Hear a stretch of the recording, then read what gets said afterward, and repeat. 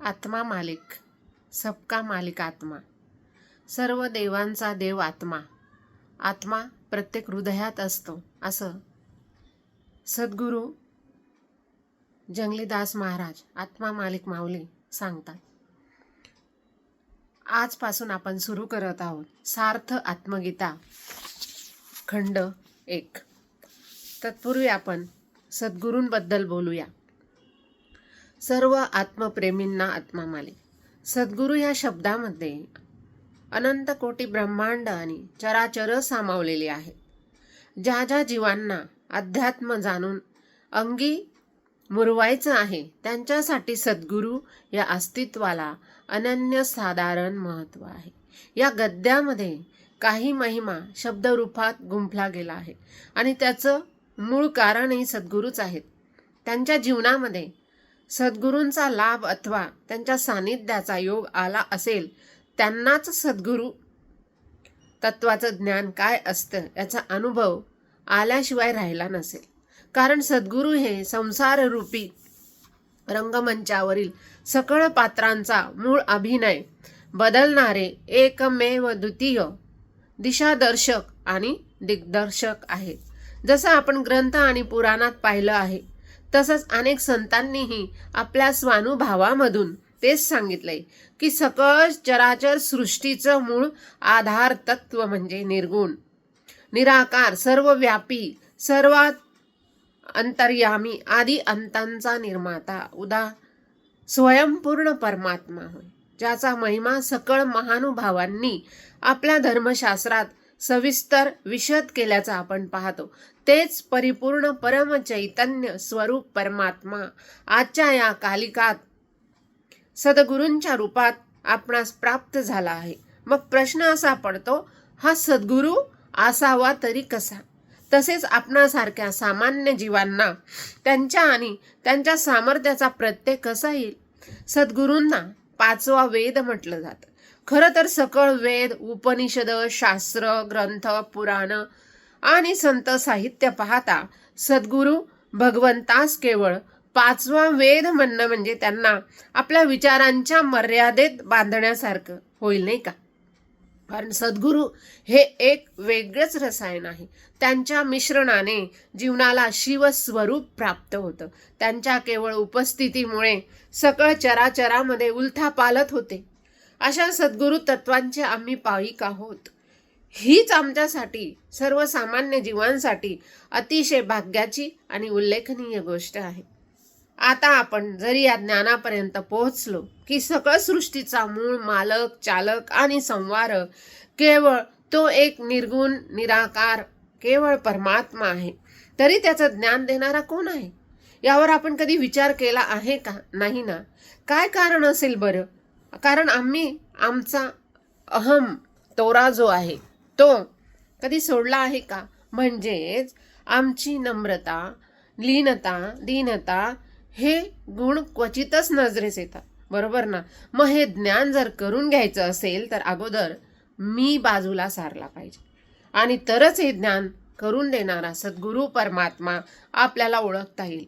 पुढील सगळं जे काही विवेचन केलेलं आहे त्या सद्गुरूंचीच ही सर्व कृपा आहे.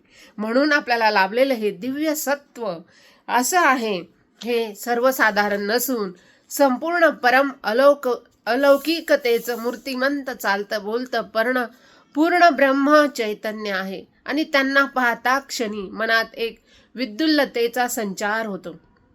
त्यांच्या केवळ सानिध्याने, सहवासाने सगळं वातावरण बदलून जाते आणि मग त्यांची कृपा दृष्टी, त्यांचे नयन स्पर्श अथवा हस्तस्पर्श काय जाणीव करून देईल याचा विचार करणे म्हणजे प्रत्यक्ष परब्रह्माचा अनुभव घेणे होय. असे सद्गुरू आपल्या जड आणि मूढ जीवांना लाभले, हे म्हणजे आपल्या सर्वांची काहीतरी पूर्वपुण्याही असेल, संचित असलं पाहिजे. नाहीतर इतर प्राण्यांपेक्षा आपण केवळ जीवन जगत आहोत. मग ह्या मिळालेल्या नरदेहाचं सार्थक करण्याची हीच वेळ नाही का? सद्गुरू आत्मा मालिक माऊली म्हणजे आजच्या कलियुगामध्ये आपल्याशी आपलीच गाठ घालून देणारे साक्षात परमात्मा आहेत, परमधाम आहेत. खरंच याचा अनुभव घ्यायचा असेल तर एकदा आपण कोकमठाण येथील आश्रमाला नक्की भेट द्या. हे गरजेचं आहे. अध्यात्म कशाला म्हणावे याचा प्रत्यय याच ठिकाणी आपल्याला येईल. सद्गुरू माऊली म्हणजे खरंच माऊली आहेत. नव्हे नव्हे, माऊली या शब्दा पलीकडे सुद्धा त्यांचं वेगळं पण आहे. आज आपल्याला काही तिथे अनुभवास अथवा दृष्टीस पडले. याचं मुख्य कारण म्हणजे केवळ सद्गुरूंचा अविश्रांत ध्यानाभ्यास आणि देहदंडन म्हणजे तपश्चर्या होय. सद्गुरूंचं सर्वप्रथम आगमन अवतरण येवला शहरात झालं. साधारण 1967-68च्या सुमारास सद्गुरूंचे चरण त्या सोमगिरी मठाच्या पायरीला लागले. तेथून पुढचा त्यांचा खडतर ध्यान प्रवास म्हणजे ऐकणाऱ्यांच्या डोळ्यातून पाणी थांबणार नाही असाच होता. त्यामध्ये कोणताही खंड पडलेला नाही. येवला शहरात येण्या अगोदर सद्गुरूंच्या आगमनाची पार्श्वभूमी पाहिली तर वयाच्या 5व्या वर्षी त्यांना एक दृष्टांत झाला. मालक स्वतः त्यांच्या खोलीमध्ये हजर झाले. हे अतिशयोक्ती वाटेल, परंतु मालकांनी माऊलींना दरवाजाच्या फटीतून बाहेर नेलं. त्यामुळे घरातील मंडळींना संशय आला, आरडाओरडा झाला. या कारणामुळे पुन्हा माऊलींना त्यांच्या खोलीत आणून सोडलं आणि परत जाताना वचन दिलं मालकांनी की पुन्हा 4 वर्षांनी मी तुला न्यायला येईन. त्यानंतर बराच काळ लोटला. वयाच्या 9व्या वर्षी मालकांनी परत दृष्टांत दिला आणि सांगितलं, मी तुला उद्या घेण्यासाठी येणार आहे. आपण पहाटे 3:30 वाजता बाहेरच्या रस्त्यावर चौकात भेटूया. ठरल्याप्रमाणे माऊली दुसऱ्या दिवशी पहाटे 3 वाजता चौकात उभी राहिली. परंतु बराच वेळ होऊन सुद्धा मालकांचं अस्तित्व जाणवेना. त्यांच्या मनाची घालमेल सुरू झाली. इतक्यात त्या ठिकाणी एक साफसफाई करणारी स्त्री झाडू मारण्यासाठी आली आणि माऊलींना प्रश्न पडला, अरे एवढ्या पहाटे 3 वाजता कोण साफसफाई करायला येतो आणि मग ही व्यक्ती कोण? आणि त्यांच्या काळजात धस्स झालं, कारण हे दुसरे तिसरे कोणी नसून प्रत्यक्ष आपले मालक आपल्याला घ्यायला आलेले आहेत. हे माऊलींनी तात्काळ ताडले. अशा प्रकारे सद्गुरू माऊलींच्या जगत उद्धाराचा प्रवास सुरू झाला. इथपर्यंत म्हणजे येवला शहरात येईपर्यंत सद्गुरूंना किती दिव्यांना, किती कसोटींना सामोरं जावं लागलं याचं वर्णन शब्दात करणं कठीण आहे. अतिशय खडतर, अशक्य प्राय अशा साधनेत रत राहून सद्गुरूंनी सदैव स्वरूप स्थितीचा अंगीकार केला. आणि त्यावेळी असा प्रश्न पडतो की सद्गुरू माऊली हे कशासाठी करत आहे, कोणासाठी करतात? साधं आपल्याला स्व उद्धारासाठी जरी कोणी म्हटलं की तुम्हाला उपवास करावा लागेल, ध्यान करावं लागेल, तरी देखील आपल्याला ते अशक्य वाटतं नाही का? मग सद्गुरू माऊली हे सर्व का करतात हा प्रश्न तसाच राहतो. याचं उत्तम आणि प्रत्यक्ष दर्शन सहवास मिळाल्यावरच मिळतं. काही प्रसंग पाहिले तर निश्चितपणे आपल्याला विचार करावाच लागतो. ज्यावेळी माऊली सोमगिरी मठात आले त्या अगोदर त्या ठिकाणाहून ही आत्मपंथाची यात्रा सुरू झाली. तिथून येईपर्यंत येवल्यात कितीतरी दिव्यांना म्हणजे संकटांना त्यांना सामोरं जावं लागले. त्यातील काही नियम म्हणजे पायात पादत्राण नाही, अंगावर एक लंगोटी शिवाय दुसरं वस्त्र नाही आणि भिक्षा मागून पोटाचा खळगा भरायचा. अशा परिस्थितीत कोणी आश्रय दिला तर ठीक, नाही दिला तर जिथे कुठे जागा मिळेल तिथे रात्र काढायची. एवढ्यावरच थांबले नाही तर अतिशय कठोर असं पाण्यावरील उपवासाचं व्रत त्यांनी केलं. कारण कोणी अन्न तर दिलं पाहिजे ना. कोणी त्यांना भिकारी म्हणायचे तर कोणी म्हणायचे काम करायला काय होतं. त्या बिचाऱ्यांना काय माहिती की हा फकीर कोणत्या महत् कार्यासाठी बाहेर पडलेला आहे. वाटेने चालताना अंगावर थुंकायचे, कोणी अपशब्द वापरायचे. विशेष म्हणजे गुरुदेवांचं वय पाहिलं तर आपल्यासारखं कोणीही तिथून कधीच पळून गेलं असतं. पण काही चांगल्या भावना असलेली मंडळी देखील भेटायची, ती मदत करायची. अर्थात तरी देखील सद्गुरूंच्या साधनेचा हा प्रवास सहज सोपा नक्कीच नव्हता. असो, अनवाणी चाललेला हा महात्मा शेवटी मालकाने दिलेल्या आदेशाप्रमाणे येवला नगरीत दाखल झाला. या ठिकाणी आल्यावर सोमगिरी मठात ज्या स्थितीत आहे त्याहीपेक्षा अत्यंत अडगळीच्या आणि दुरावस्थेत होता. मातीच्या ढिगाऱ्याशिवाय साधं बसायला सुद्धा तिथे जागा नव्हती. या मालकाच्या आदेशांपुढे बाबांना दुसरे कोणतेच लक्ष नव्हतं. मग खरा साधनेचा प्रवास सुरू झाला. त्यानंतर बाबांनी साधनेतील जी दिव्य पार पाडली त्यांची तुलना कोणाशीही करणे संयुक्तिक ठरणार नाही. एक वेळ प्रसाद म्हणजे जेवण, एक वर्णी ते पण केवळ तांदळाची पेज, फक्त कोरा चहा किंवा एखादं फळ आणि पाणी ते सुद्धा मर्यादित. आणि हे कधी हवेवर राहणे म्हणजे मोठे दिव्यच. याही पुढे कळस म्हणजे ही उपवास साधना चालू असताना शरीराकडून कसरत सुद्धा करून घ्यायची. प्रसादाबरोबर शरीरातील रक्त देखील साधनेच्या अध्यात्म यज्ञामध्ये आहुती रूपाने अर्पण व्हायचं. आत्मनामाशिवाय या देहात काहीच शिल्लक ठेवायचं नाही. जणू असाच माऊलींचा अट्टहास असावा. विचार केला तर यातील एक दिव्य जरी आम्ही पार करू शकलो तरी मिळालेल्या जन्माचं सार्थक झाल्याशिवाय राहणार नाही. मग आमच्यासाठी अशक्यातील बाब म्हणावी लागेल. यानंतर सद्गुरूंचे अज्ञातवासातले अनुभव बघितलं तर डोळ्यात पाणी आणि अंगावर शहारे येतात. काशी, बद्रीनाथ, केदारनाथ, गंगोत्री, यमुनोत्री, रामेश्वरम, जगन्नाथपुरी, कन्याकुमारी, गंगासागर, द्वारका, माहूरगड, नाशिक, 12 ज्योतिर्लिंग, जुनागड, अष्टविनायक, गाणगापूर, पावस, संपूर्ण भारतभर भ्रमण करताना माऊलींना 1-1, 2-2 वर्ष या ठिकाणी साधनारत राहून आपल्यातील मालकाशी एकरूपता साधली. हे सर्व करत असताना बाबांनी आश्रमांची स्थापना देखील केली. त्यात प्रामुख्याने कर्नाटक, नर्ले, आगारशिव, धारेश्वर, अंबवडे, वाडीचरण, रामापूर, पाडळी इकडे ज्या ठिकाणाहून आश्रमांची मुहूर्तमेढ रोवली गेली तो आश्रम म्हणजे अंकाई बारीपाटी. आश्रम ट्रस्टची स्थापना त्या ठिकाणी झाली आणि आज मुख्य आश्रम कोकमठाण इथे रजिस्ट्रेशन त्याच क्रमांकावर आहे. आणि नंतर वाडा, शहापूर, अख्तरिया, सौराष्ट्र, गुजरात, इंदोर, मध्य प्रदेश अशा अनेक शाखा उपशाखा स्थापन केल्या. गुरुदेवांचा एक संकल्प होता, ज्या गावात जाणार त्या ठिकाणी किमान 21 दिवसात एक आश्रम तरी उभा करायचा. आणि हा संकल्प गुरुदेवांनी पूर्ण देखील केला. हे सर्व महत्कार्य करत असताना त्यांनी आपली साधना एक क्षणही सोडली नाही. स्वतः गुरुदेव कठोर साधनारत असताना देखील या आश्रमांच्या निर्मितीत अपार परिश्रम घ्यायचे आणि मालकाची आज्ञा पूर्ण करायची. शेवटी येवला येथील सोमगिरी मठात गणेश चतुर्थीला म्हणजे ज्या दिवशी गणपतीची स्थापना होते त्या दिवशी त्यांना समाधी लागली. त्यानंतर थेट गणपती विसर्जनाच्या दिवशी आत्मसाक्षात्कार झाल्यानंतर गुरुदेव समाधी अवस्थेतून बाहेर आले. एका प्रसंगी दिवाळी सणाचे दिवस होते. बाबाजी नेहमीप्रमाणे ज्या भाग्यवंताच्या घरी स्नानासाठी जायचे तिथे गेले, पण घरात शिंक्यावर लटकलेल्या फराळाला डोकं लागलं आणि त्या ठिकाणी आपण असतो तर लगेच फराळवर ताव मारला असता, पण ती तर साक्षात माऊलीच. आणि लगेच जिभेच्या चोचल्यांना आळा घालण्यासाठी स्वतःच्या तोंडावरच बंधन घालून घेतलं. आणि हे बंधन साधं सुधं नव्हतं. सुई आणि दोरा घेऊन आपलेच ओठ आणि जिव्हा स्वतःच्या हातांनी शिवून घेतली. तो प्रसंग डोळ्यासमोर उभा राहिला तर अक्षरशः डोळ्यातील पाणी थांबत नाही. ओठांच्या छोट्या छिद्रातून केवळ पाण्याचे थेंब आत जायचे. असा हा कठोर साधनाक्रम जवळजवळ 6 महिने चालला.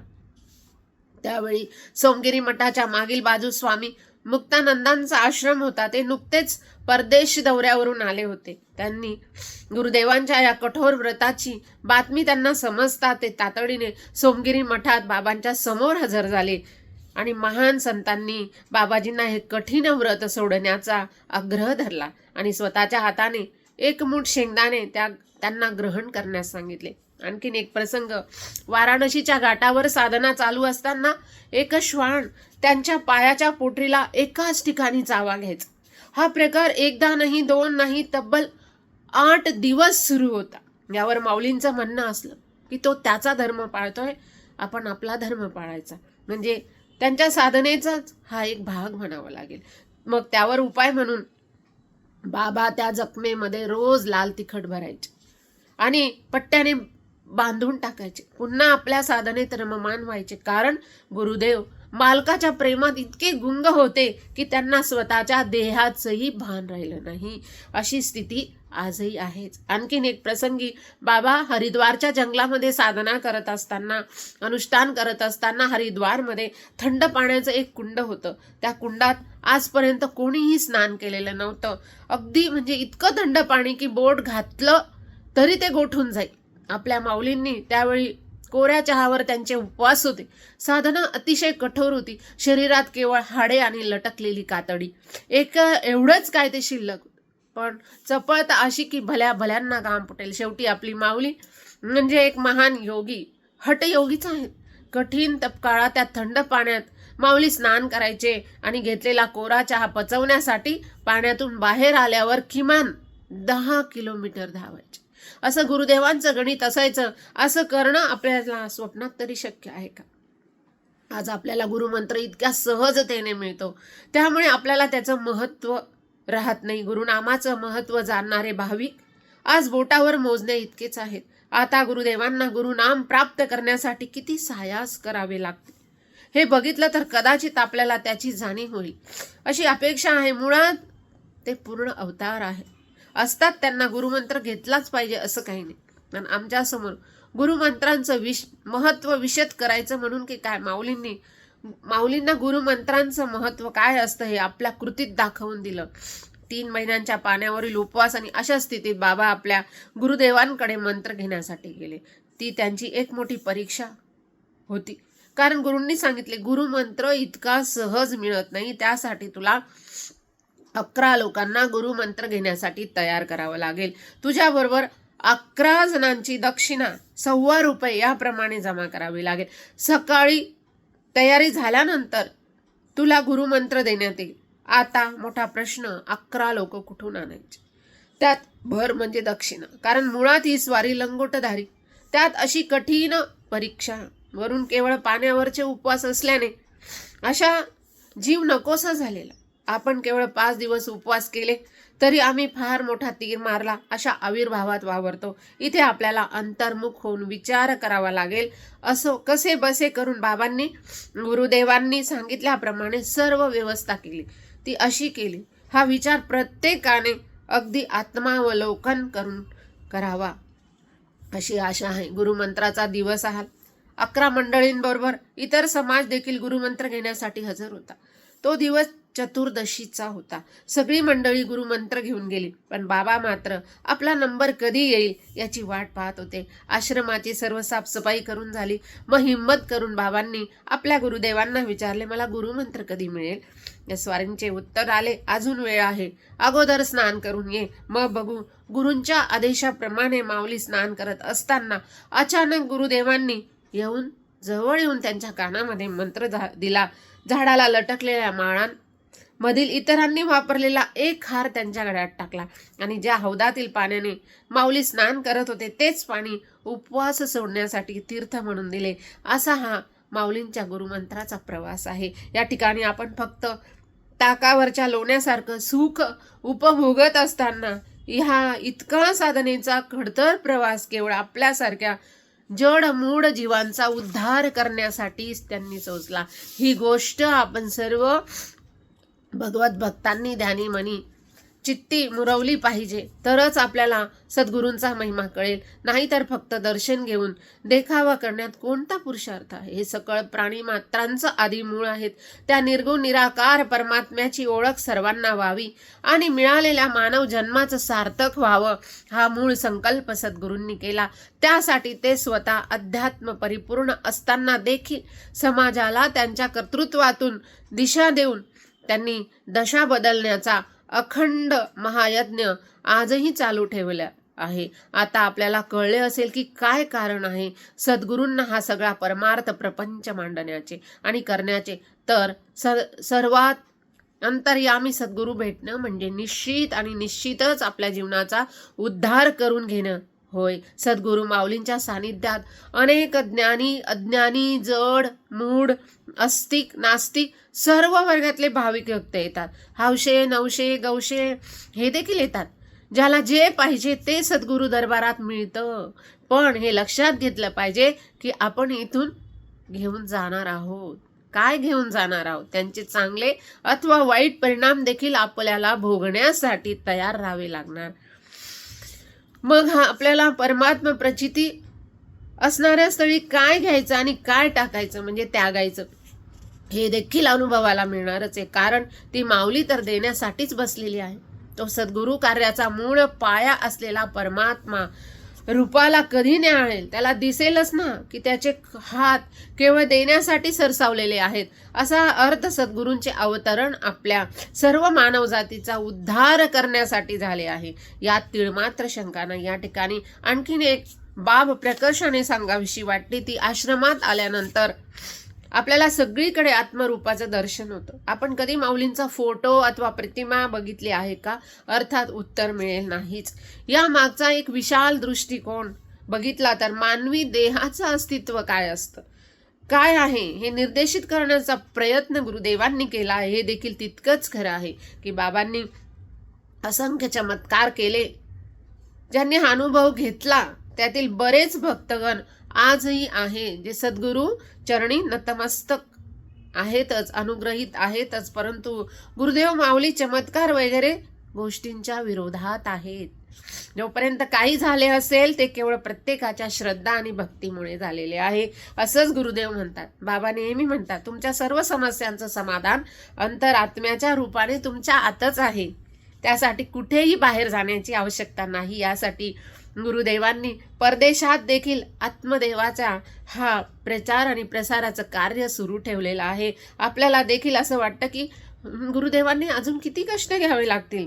ज्याप्रमाणे तहानलेला पाण्याजवळ येतो, आंबा पिकल्यावर पोपटाला निमंत्रण द्यावे लागत नाही, तद्वतच ज्या ठिकाणी प्रत्यक्ष आत्मज्ञानाचा झरा वाहत असेल त्या ठिकाणी जनसागर आपोआप येतो. व्याकुळ मने त्या ठिकाणी आपसुकच शरणागत होतात. पण केवळ अज्ञानापोटी आपण नको तिथे आणि नको त्या व्यक्तीला, त्या नादाला लागून आपले स्वतःचे, आपल्या कुटुंबाचे आणि समाजाचे फार मोठे नुकसान करून घेतो. मग बाहेर कुठेही समाधान न मिळाल्यामुळे अशा आत्मज्ञानी संतांच्या चरणी आपण शरण जातो. आणि त्या ठिकाणी सांगावेसे वाटते की श्रद्धा आणि भक्ती नेहमी डोळस असावी, अंधश्रद्धा नसावी. सद्गुरू आले कुठून, कसे आले, त्यांचा जन्म कुठे झाला, त्यांचं वय काय आहे, असे असंख्य प्रश्न सामान्यांच्या मनात येतात आणि ते साहजिक आहेतच. पण याहीपेक्षा जाणून घेण्याचा कोणी प्रयत्न केला आहे का की अशी ही काया हा देह या समाजाच्या जागृतीसाठी आज तगायत ते झिजवत आहेत. असे आपल्याला कधी काही करता येईल का? कमीत कमी आपला स्वार्थ, उद्धार तरी साधावा. त्यांना खरंच परमार्थाची ओढ आहे असे जीव या सद्गुरू कार्याला लाभले. त्यांनी आपले माती मोल असणारे जीवन मोती मोल करून घेतले. सद्गुरूंचा व्यासंग मुळात हठयोगाचा असावा. त्यामुळे प्रत्येक गोष्ट त्यांनी आपल्या आत्मसामर्थ्याच्या जोरावर प्राप्त केली. तसे पाहिले तर त्यांच्या पुढे सारी सुखे नतमस्तक आहेत. परंतु मग हे असे आचरण विचरण करणार, त्याप्रमाणे आलेला भक्त समुदाय देखील तसे वागण्याचा प्रयत्न करणार. ध्यान, उपवास आणि देहदंड याद्वारे आपल्या अंतरातील आत्मज्ञानाची कवाडे खुली केली तर आपणासवे इतरांचा देखील उद्धार होणार आहे. याची प्रतीची समाजाला व्हावी, हाच मूळ उद्देश सद्गुरूंचा आहे. मग आमच्या संसारावरील प्रेम आम्हाला कधी निवांत बसू देईल? कधीच नाही. त्याची भूक शेवटच्या घटकेपर्यंत संपत नाही मुळी. मग देवदेव करायला आणि स्वचा अर्थ शोधायला वेळ कुठे असतो आमच्याकडे? आणि असला तर त्या संसार रूपी चरख्याचा देहही ऊस पिळावा असे आयुष्य पिळून निघाल्यावर मग आम्हाला देव आठवतो किंवा भेटावासा वाटतो. देवाला काय इतके खुळे समजले की काय अशी कामे वेळेच्या आत केली पाहिजे तरच त्याचा योग्य परिणाम पाहायला मिळतो. त्याचप्रमाणे अध्यात्म देखील वेळेत झाले तर त्याचे सुपरिणाम निश्चितच त्या जीवाचं कल्याण करून जातात. हाच अट्टाहास आणि निग्रह सद्गुरू माऊलींनी आपल्या अवतरणापासून धरला आहे. मग आपल्याला वाटेल की यामागे काहीतरी अभिलाषा, इच्छा नक्कीच असली पाहिजे. तर उत्तर आहे तुमच्या जवळील सर्व प्रकारचे दोष, अवगुण त्यांच्या चरणी अर्पण करा. बस हीच काय ती अभिलाषा आहे सद्गुरूंची आणि खऱ्या सद्गुरूंचं हेच लक्षण. याबरोबरच सद्गुरूंनी आणखीन एक महायज्ञ त्यांच्या जीवनात अविरत सुरू ठेवलेला आहे, तो म्हणजे अन्नदानाचा. अन्नदान हे श्रेष्ठ दान आहे.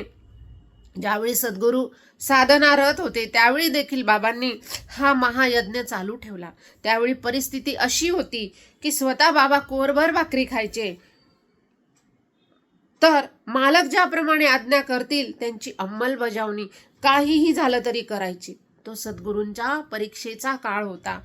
हा विचार बुद्धीचा आहे. बाकी सद्गुरू ते सद्गुरूच असतात, त्यांच्यासारखे होणे शक्य नाही. सोमगिरी मठात बाबा आले तेव्हापासून अन्नदानाचा महायज्ञ चालू आहे आणि बाबा मठाजवळील गल्लीतील लहान मुलांना एकत्र करून भिक्षाफेरी करायचे.